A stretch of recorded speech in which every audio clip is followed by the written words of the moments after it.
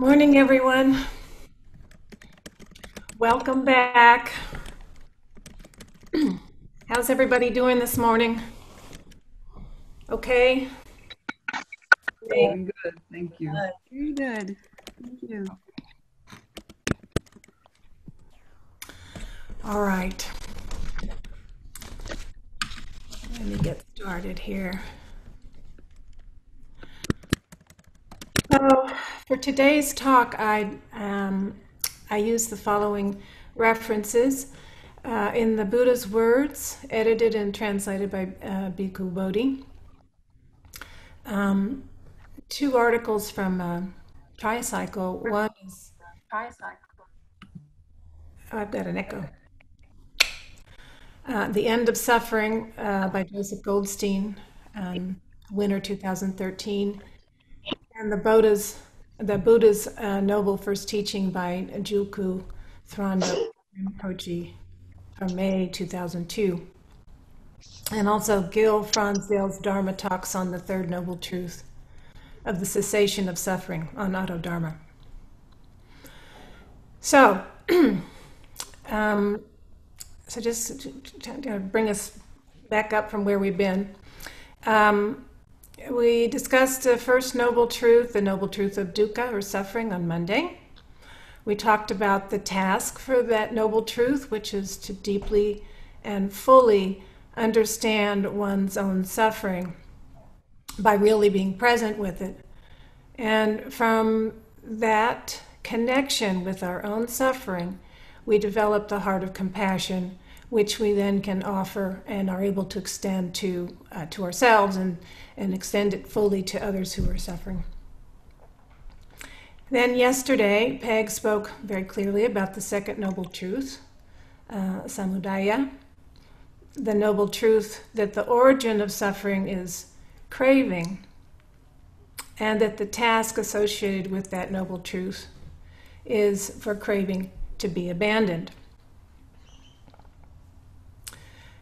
So she talked about that whole process, and one of the things that she mentioned was that suffering, there's some suffering we can't do much about, such as birth, old age, sickness, and death, bodily pain. And these things will continue as the body is impermanent, and consequently, this is what the body does over time. It decays. For the body being impermanent. Then there are the secondary sufferings of human life, the sufferings of worry about facing harsh situations, about separation from loved ones and desirable things, about not achieving one's wishes, about encountering unwanted situations. And this is the suffering we add on to our primary suffering of old age, sickness, and death. It's the second arrow, if you will. And so this is the suffering, the craving that we have, where we can more readily abandon. This is what Peg was talking about, is the weak link on the 12 linked chain of dependent co-arising. Okay, so this morning I have the pleasure of presenting what Gil Fronsdale calls the good news of Buddhism. And that is the third noble truth, the noble truth of Nirodha, or the cessation of suffering. And he says it is good news because it means suffering can come to an end. We can end our own suffering. It doesn't have to continue. The cessation of suffering also means, at the same time, it means new beginnings within the newfound freedom created by the cessation of certain things. So the good news represents two things, at least. a deep ending to attachment, and new possibilities with our freedom. So, what is cessation and what do we mean by it?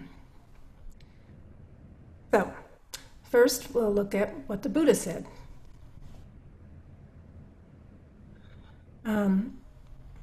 So, what is the noble truth of the cessation of suffering? It is the total abandonment, renunciation, purification, and exhaustion of the craving which produces re-existence or rebirth, and which is accompanied by passionate desire, and which is total delight in this and that. It is the complete freedom from cessation of, pacification of, and termination of desire. So this is a pretty thorough description of what cessation is. What it means is stopping the craving. This, as Peg mentioned last night, is the weakest link, as I just mentioned. It means stopping our grasping, abandoning our sense desires, and our wishes that life was something different than it is. It means accepting life as it is and seeing the goodness in it and appreciating that. Pardon me.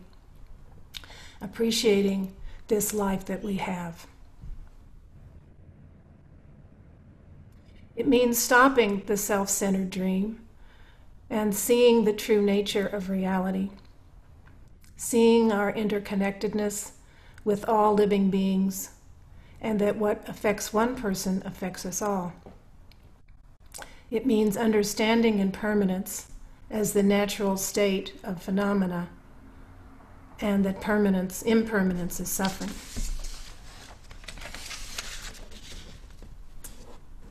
So, how do we practice with cessation? In the Theravada tradition, the cessation results from the gaining of true insight into impermanence and non-self. The insight meditation practice of Buddhism focuses on gaining right mindfulness, which entails understanding the 3 marks of existence. Those are very similar to what I said earlier. And the understanding of the reality of non-self promotes non-attachment, because if there is no soul, no self, then there is no focus for clinging. And once one comprehends and accepts the non-self doctrine, there are no more desires. Tanha, or craving, ceases. Sounds so easy, right?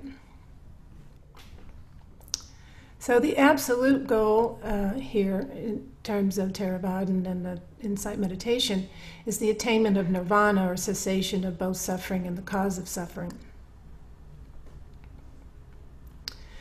And Gil Fronsdale talks about a method of using deep meditation and observing the rising and falling of all phenomena.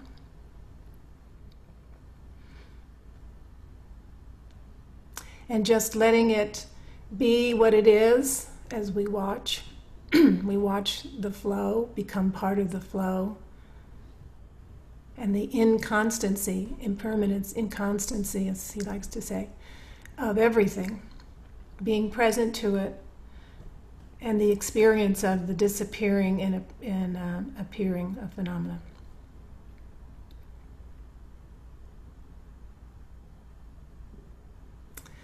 Joseph Goldstein, in his article, The End of Suffering, recounts how, on reflecting on the Third Noble Truth, he began to understand the Buddha's words in a new and immediate way. That instead of it being some distant goal in the future as the end of the path or some particular meditation, that rather it is a practiced experience right now in each moment. And so he suggests we closely investigate our experience to see how craving hinders the natural ease and openness of the mind, and compare the moment that we are free from desire with the moment we are clinging. And when we are free of the clinging, we'll notice a sense of our own happiness and peace. And that's always available to us, actually, if we choose that. For instance, if we took one of the items on our list of suffering or irritations from Monday night, we can ask, how did it feel when we wanted something to be different than it was? And we compared that to what it felt like when that wanting subsided. Obviously, based on the laws of impermanence, the wanting for things to be different most surely will pass away on its own without us ever doing anything. One of the great masters of Tibetan Sochen, Tulku Ujin Rinpoche, talked a lot about recognizing the nature of mind, its empty, aware nature, free of any clinging to anything but clinging to anything for short moments many times. And that this can serve as a better way to understand our own practice of letting go of craving. And we learn to recognize and gradually trust our place of ease. So it's like checking in, just checking in small ways. Am I free of clinging now? What's that like?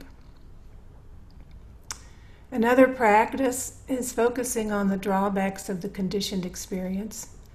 The Buddha observed that when the focus on the gratification of sense pleasures, desire actually increases. It's like sugar.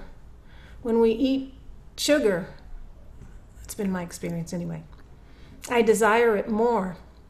When I don't have it for a while, I don't feel like I need it. So we focus on the drawbacks of sense pleasures, craving diminishes.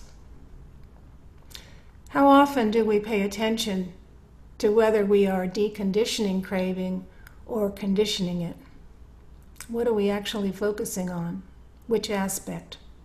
The gratification or on the drawback? So we can decondition or relinquish craving through an increasingly refined awareness of the three signs of existence: impermanent, suffering, and non-self.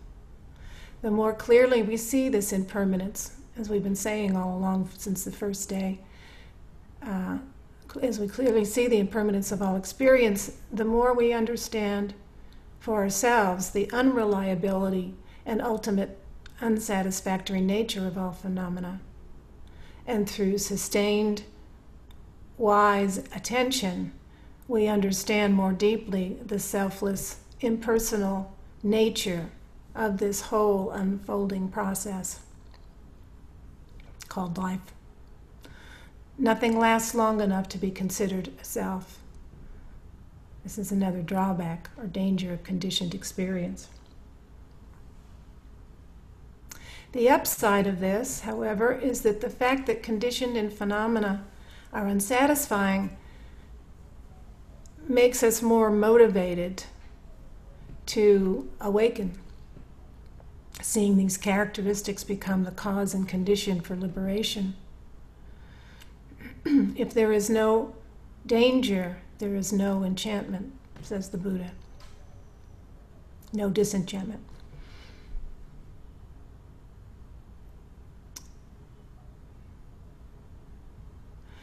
So another practice, too, is to really reflect on the great truth of impermanence, to broaden the context of our own experience and loosen the bond of craving and attachment. One example for these days of the pandemic, as it stretches out day after day, week after week, month after month, we can remember impermanence. It won't last forever. Or in the case, as this is a tale that Gilles Fonsdale mentioned, is one day his son, he was a young son, was very upset, and he was fussing all day long, and Gil was kind of at the end of his rope. I thought, oh boy, this is so hard.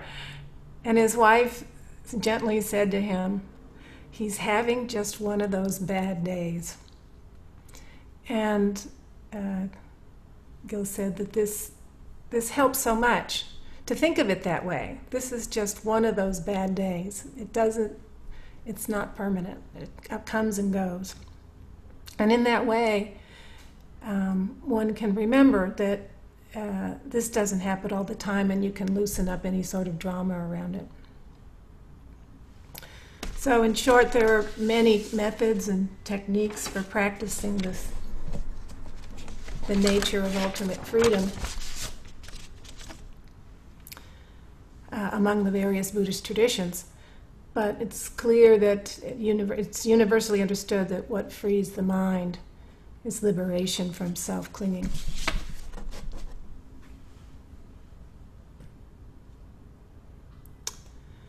So some little examples that we practice here, they're just even some little sayings that can help us ease suffering and to remember our Buddha nature, perhaps, or remember what we really want in the time where, if we're doing something,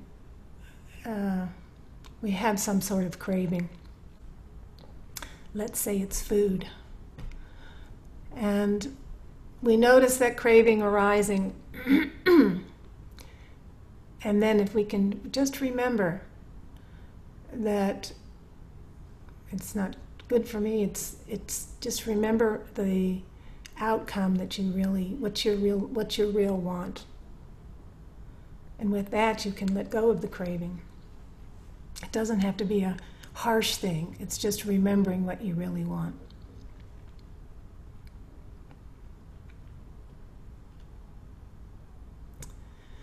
So another thing that Gil Fronsdale mentioned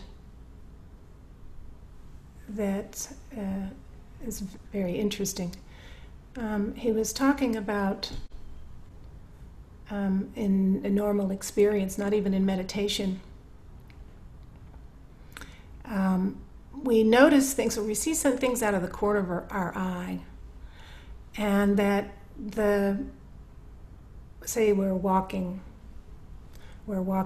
down a narrow path, and we see something on the ground, long, and just kind of lying there on the side, and we think, our mind immediately says, oh, it's a snake, because we've been told there are snakes in the area.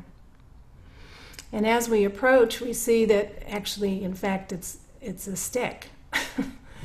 That's the good news. But what happened there is that the brain saw something, we perceived something, and the mind just created, kind of fills in the gap and says this is what's going on, when in actuality it may or may not be. And the reverse thing also happened to him. He was walking in the jungle, and he was again aware of the snakes, and he saw a stick, a large branch in the road, and so he just was going to climb over it. And in fact, that was a snake. So, but again, the mind, it was created, the reality determines what we see when when it can't see, when it can't really perceive well enough. And so all the time there is this kind of veil between what is actually, what we're actually perceiving and what the mind is making us think we're perceiving. So it can be a practice to pay attention to that, to when we are just believing our minds and when are we actually know what we're looking at or dealing with. And we can also see this in our mind when we're doing whatever and it's chattering away and it's creating its own reality about what's going on around us. So those are some of the things that we can do.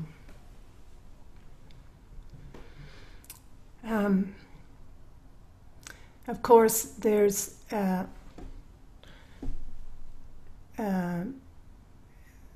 things like we did last evening is looking at situations that have occurred where we've gotten upset and try to figure out what actually went on there. Was that reactivity that came up that caused the disruption with another person, or what was that? And really pay attention to what's going on, so we can figure out what part of it is ours, what part of it might be our clinging.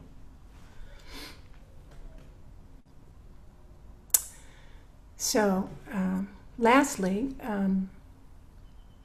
the question is how does cessation relate to empathetic joy?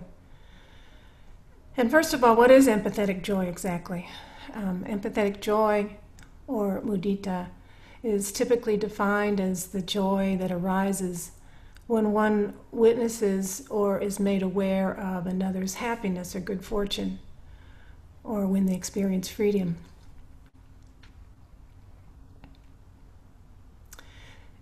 Freedom is joy. The fact that we stop our clinging and thereby we're freed from the suffering that we inflict on others is the fact that we stop our clinging and therefore be freed of joy, be freed of suffering.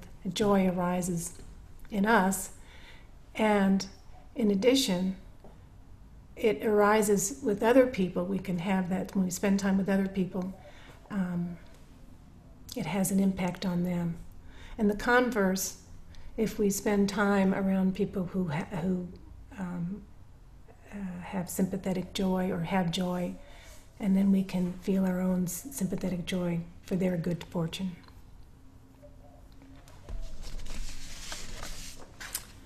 Okay. So,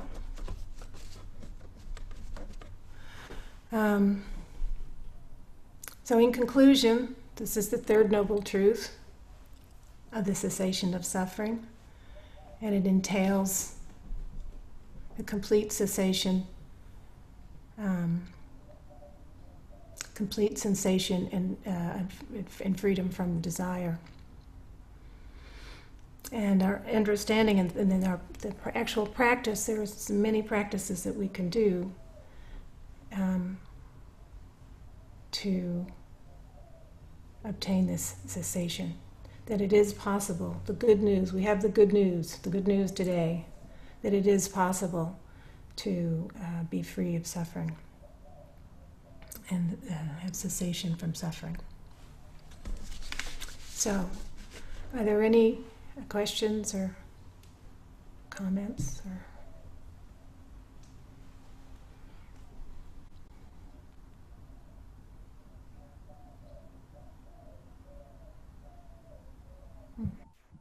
Okay.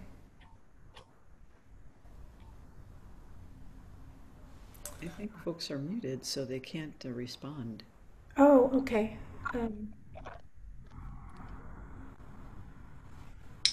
No, we're unmuted. We got the sign that said, please unmute. Oh, okay. Good. A lot of people still muted, but Anyway. Okay. Well, I think we'll finish up with the service, and that's what we'll do.